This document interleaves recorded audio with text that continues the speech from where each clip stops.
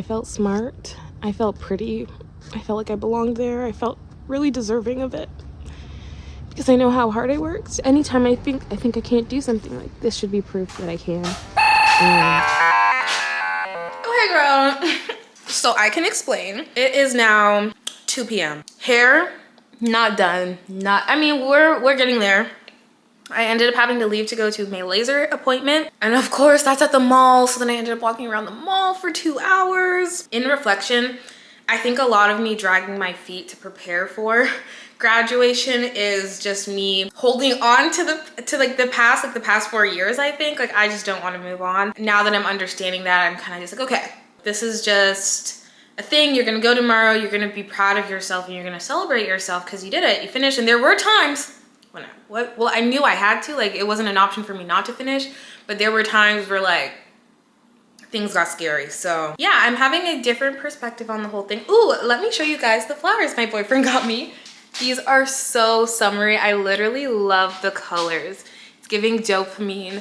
I love it. It's time to lock in for real. So next time you guys see me, you will be seeing a bunch of Scout, may as well call me Caillou. And yeah, I'll catch up with you guys then. Say Finn.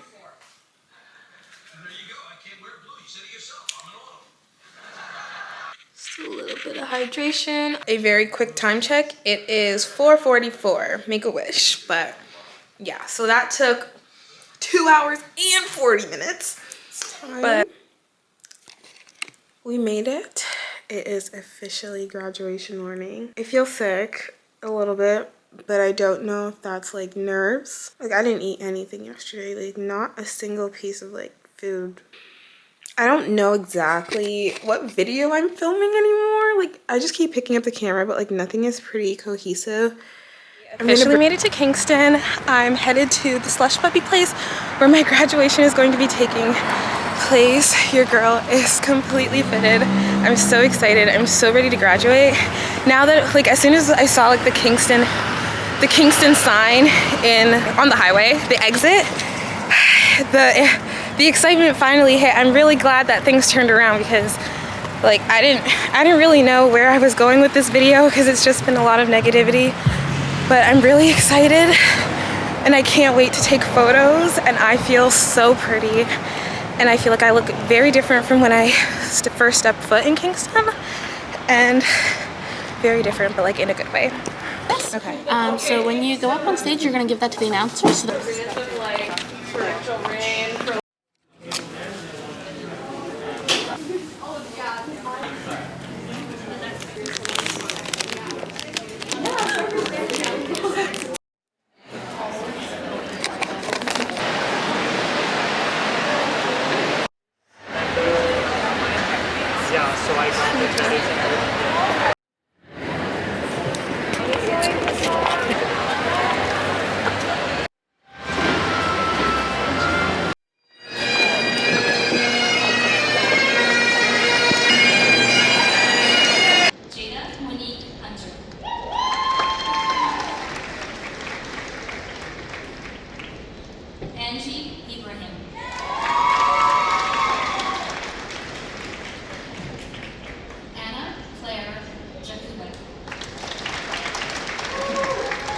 Fine day. Welcome back to my channel. This is kind of like raw and uncut.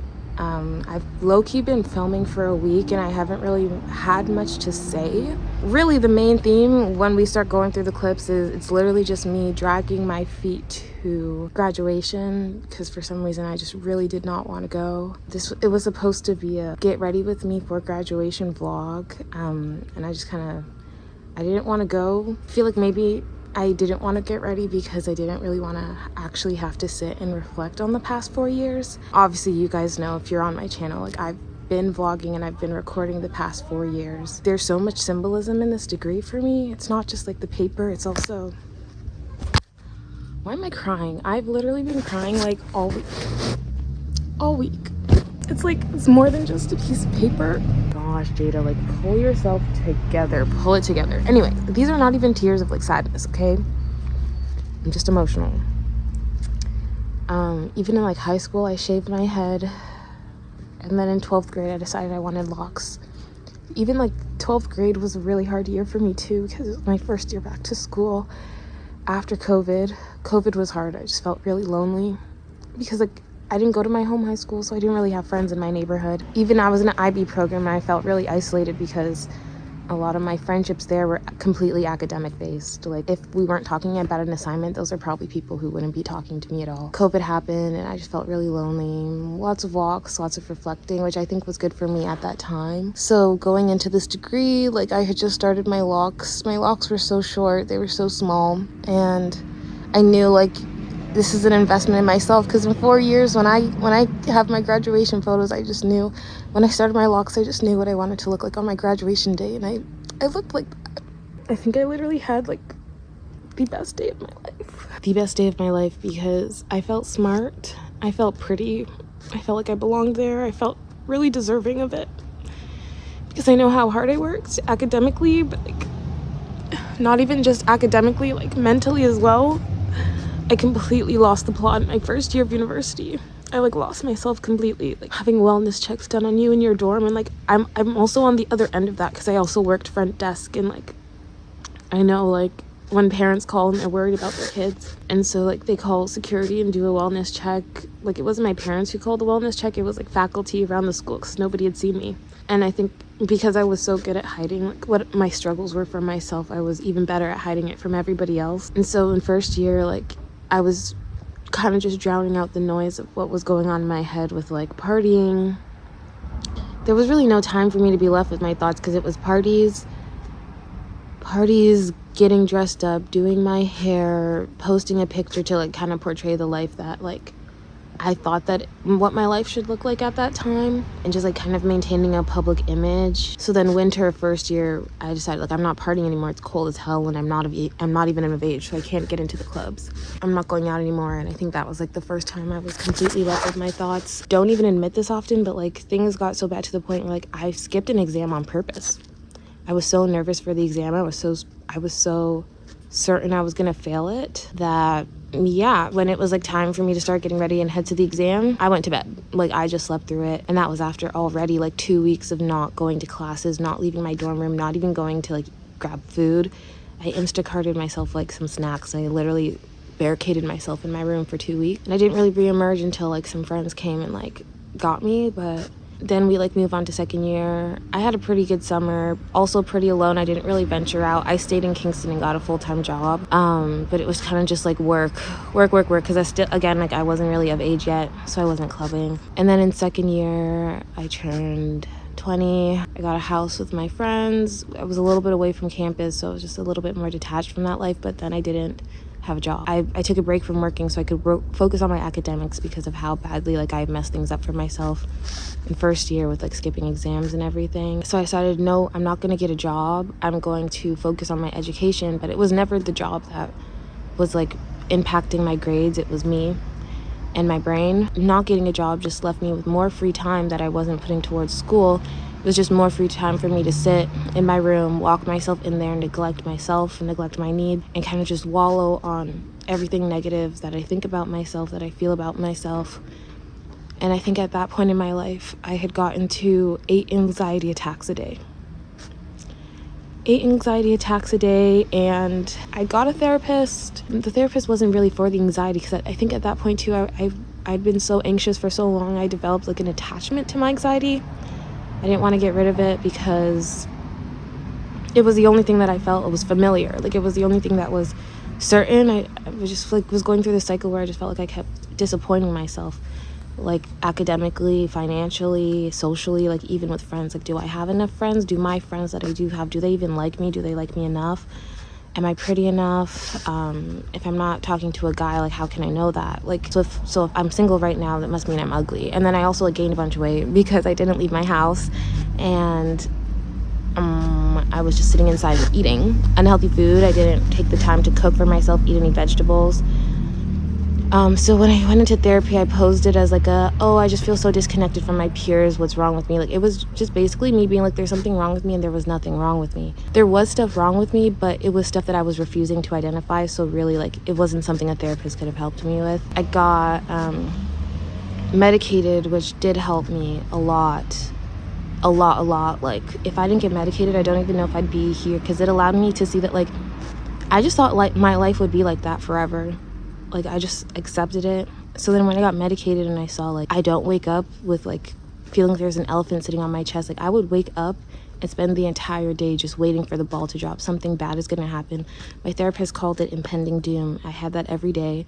8 anxiety attacks a day. It was to the point where the weather would trigger me. And I'd literally, like, and I was getting chronic hives. Like, I would be scratching and itching.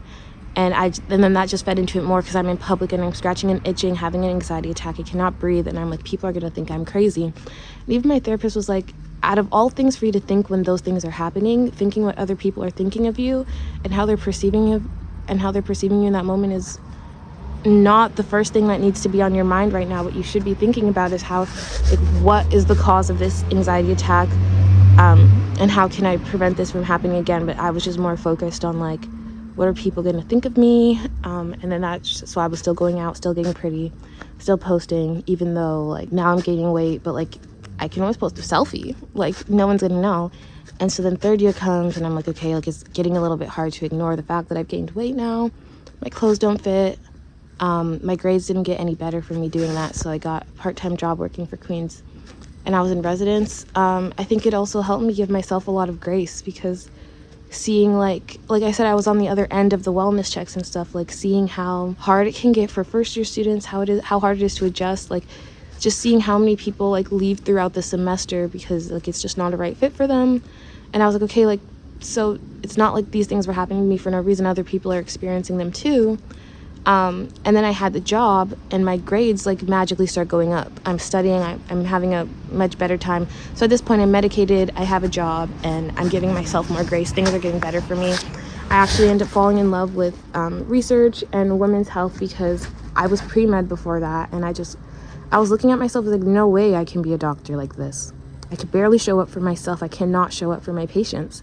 So I opened myself up to considering other career options, like research in women's health, harm reduction for addictions, like all of that stuff. And those are things that I still am very passionate about today. And I'm very glad.